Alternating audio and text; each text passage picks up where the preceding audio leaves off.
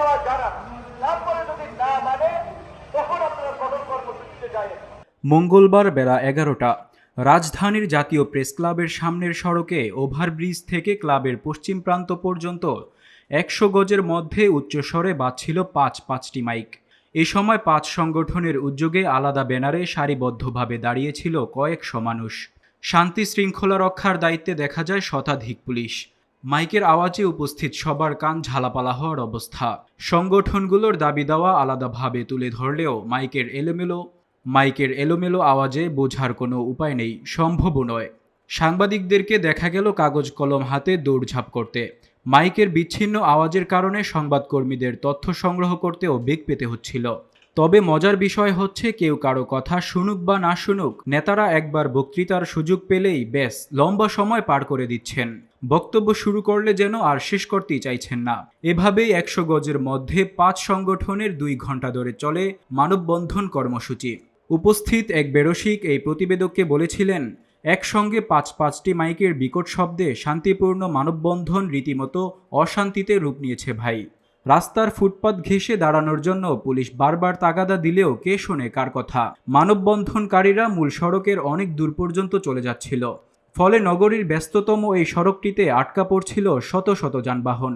মানববন্ধন কভার করতে আসা গণমাধ্যম কর্মীদের, বিশেষ করে ফটো সাংবাদিকদের রাস্তার মাঝে বারবার চলে যাওয়ার কারণে সড়কের যানজট পরিস্থিতি আরও বাড়িয়ে দিচ্ছিল। দায়িত্বরত পুলিশকেও অনেক সময় অসহায় হয়ে দাঁড়িয়ে থাকতে দেখা যায়। দুর্ঘটনার শঙ্কাও উড়িয়ে দেওয়া যাচ্ছিল না। সর্বোপরি কোনো কিছুতেই যেন নজর নেই আয়োজকদের।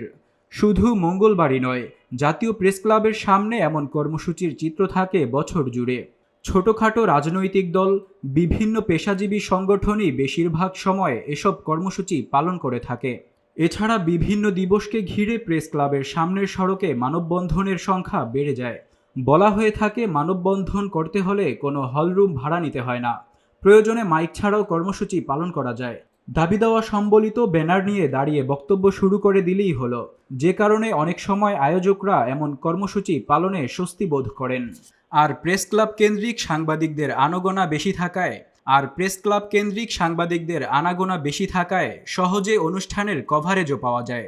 সরেজমিনে গিয়ে দেখা যায়, মঙ্গলবার 12টার দিকে প্রেস ক্লাবের মূল ফটকের সামনে মানববন্ধন করছিল Bakhrabad gas distribution company limited ঠিকাদারি সমিতি। মানববন্ধন করছিল ঢাকা ও চট্টগ্রামের বিভাগের সুপারিশপ্রাপ্ত সরকারি প্রাথমিক বিদ্যালয় সহকারী শিক্ষক। এর পাশে ওভারব্রিজের নিচে মানববন্ধনে অংশ নেয় গ্যাস পাইপলাইন নির্মাণ ঠিকাদার ঐক্য ফেডারেশন অব বাংলাদেশ। প্রেস ক্লাবের সামনের এই মানববন্ধনে কথা বলেন নুরুল হক নূর। নতুন করে ভ্যাট আরোপের নির্দয় সিদ্ধান্তের প্রতিবাদে মানববন্ধন করে দেশ বাঁচাও মানুষ বাঁচাও আন্দোলন।